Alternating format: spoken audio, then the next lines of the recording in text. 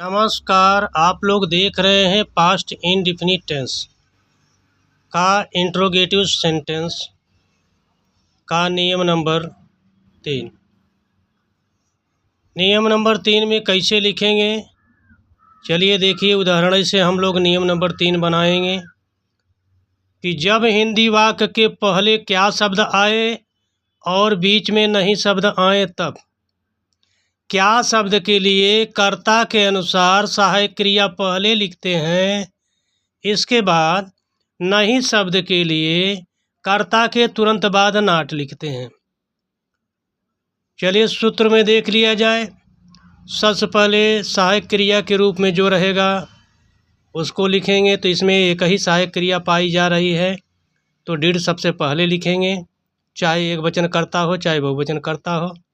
इसके बाद सब्जेक्ट ढूंढ कर लिखेंगे, फिर सब्जेक्ट के तुरंत ही बाद नाट का प्रयोग करेंगे, फिर वर्ब की फर्स्ट फॉर्म, इसके बाद ऑब्जेक्ट, फिर अंत में प्रश्नवाचक चिन्ह लगाएंगे। चलिए उदाहरण के माध्यम से हम लोग समझते हैं क्या शब्द पहले आया है और नहीं शब्द बीच में आया है।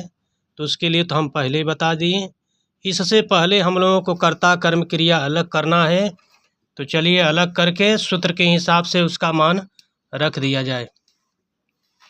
सबसे पहले देखिए कर्ता, कर्म, फिर इसके बाद क्रिया, तीनों चीज़ अलग कर लिए। सूत्र में देखिए सबसे पहले डिड लिखने के लिए कह रहा है तो कर्ता के अनुसार डिड लिखिए। कर्ता तो एक वचन रहे चाहे बहुवचन, सभी के साथ डिड का प्रयोग होगा, तो डिड सबसे पहले लिख दीजिए। इसके बाद सब्जेक्ट माने कर्ता के रूप में राम है तो राम लिख दीजिए। राम के तुरंत बाद सूत्र में नाट दिया है नहीं शब्द के लिए तो नाट लिखिए। इसके बाद वर्ब की फर्स्ट फॉर्म, वर्ब माने क्रिया आपका लिखता, किसका माने लिखना, राइट माने लिखना होता है, राइट। फिर ऑब्जेक्ट दिया है तो ऑब्जेक्ट माने आपका हिंदी में क्या है तो पत्र, ए लेटर। लेटर हो गया। इसके बाद प्रश्नवाचक चिन्ह दिया है, लगा दीजिए। चलिए उदाहरण में देखिए क्या शब्द पहले आया है नहीं शब्द बीच में आया है, तो ये भी आप लोग कमेंट करके बताइएगा इसकी अंग्रेजी क्या होगी। चलिए कर्ता, फिर कर्म, क्रिया, तीनों चीज़ दिए गए हैं, तो सूत्र के हिसाब से इसका मान रखिएगा।